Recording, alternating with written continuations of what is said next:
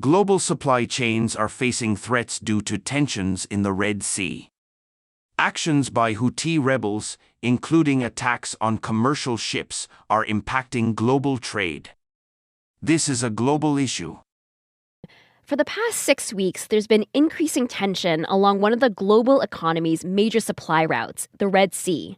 Houthi rebels in Yemen have been attacking commercial ships in the area, stating solidarity with Palestinians in the Gaza Strip.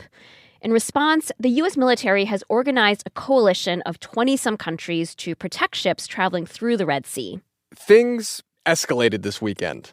U.S. Navy helicopters fired on and killed Houthi fighters who were trying to board a container ship. The U.S. military says the Houthis are backed by Iran. And now Iran has sent a warship to the Red Sea, according to Iranian state media.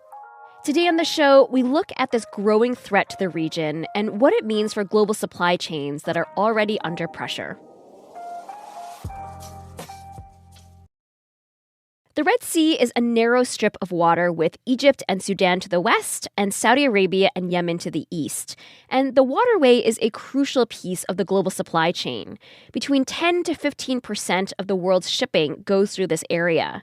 This includes oil tankers and massive container ships transporting everything from microchips to furniture. And on the northern end of the Red Sea is the Suez Canal, which is the most direct sea route for trade between Europe and Asia. It's a long day. It takes you all day to go through the Suez. Sal Mercogliano is a maritime historian at Campbell University and hosts a YouTube show called What's Going On with Shipping.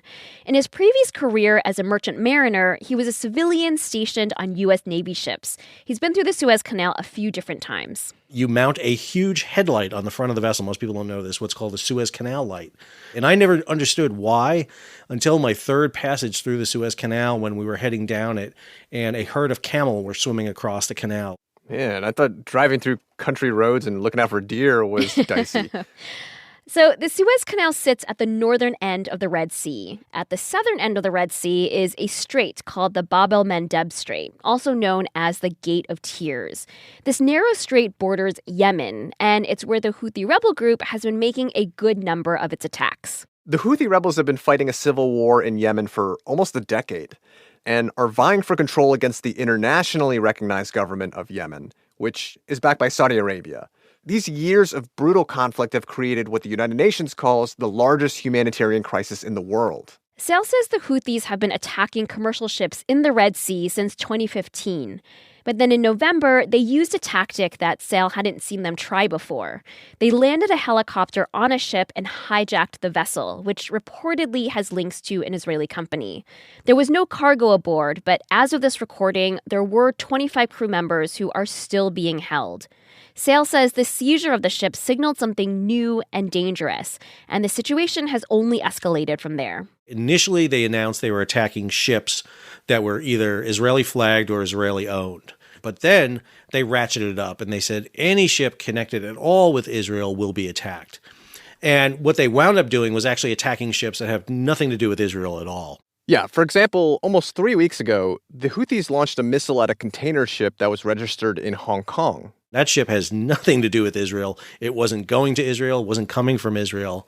That told everybody that now this is a much more dangerous area. In the maritime industry, ships can get insurance that covers acts of war and piracy. This is a special kind of insurance called war risk insurance.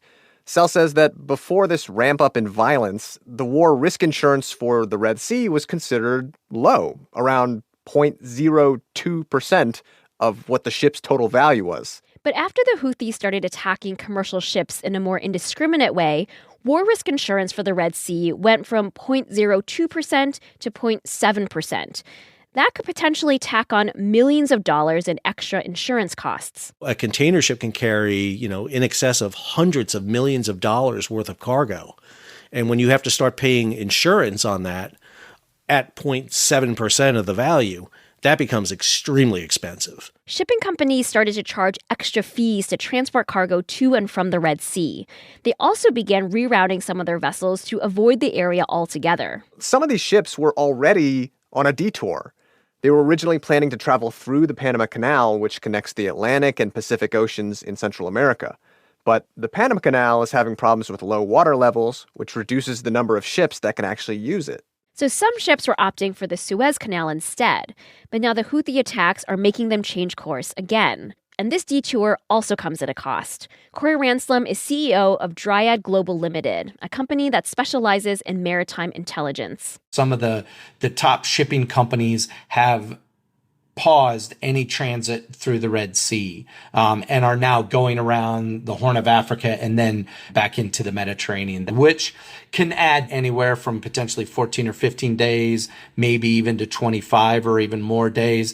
And it adds a lot of cost. It's potentially upwards of an additional $1 million to the cost of that transit to go around Africa. That increase in costs could be due to higher labor costs for the crew on a longer voyage, plus additional fuel to get all the way around the Cape of Good Hope in South Africa. Corey said that depending on how contracts are written, cargo ships that are delayed because of rerouting might also have to pay penalties for late deliveries. And there's always the risk that these higher costs get passed down the supply chain in the form of higher oil prices, as well as more expensive consumer goods. Corey says whether that happens in this case depends on the length of the conflict. When you look at global shipping, time is the enemy. So if this drags out into a year or 2 years, and we're seeing threats against shipping at high levels and vessels still diverting around Africa, you will see the cost of goods go up. This is not the first time that war has disrupted shipping in the Red Sea.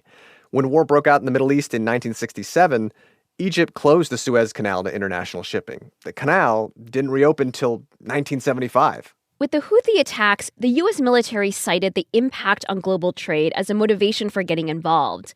And when the Navy helicopters fired on the Houthi boats over the weekend, the U.S. was responding to a distress call from a container ship owned by Maersk, a major shipping company based in Denmark. Sal, the maritime historian, says that under international law, all countries have to help when ships are attacked. But he says the U.S. military's response in the Red Sea is going further than that. What you're seeing right now is a very proactive move. We're talking about convoying. We're talking about organizing the ships into groups and sailing them through the area. And that's a big change of policy for the United States.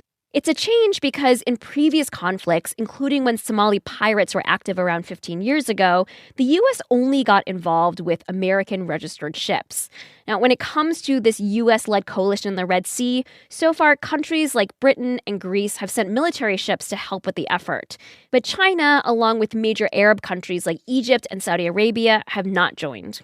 The attacks in the region are obviously a threat to the safety of crew members, and combined with the low water levels at the Panama Canal, amount to a major stress test for global shipping. When it comes to supply chain, particularly ocean supply chain, it's actually kind of a web. And when you break one part of the web, the other parts have to take up the strain. And that's what you're seeing right now. This afternoon, Maersk, the company that owns the container ship that was attacked over the weekend, said it was pausing shipping through the Red Sea indefinitely.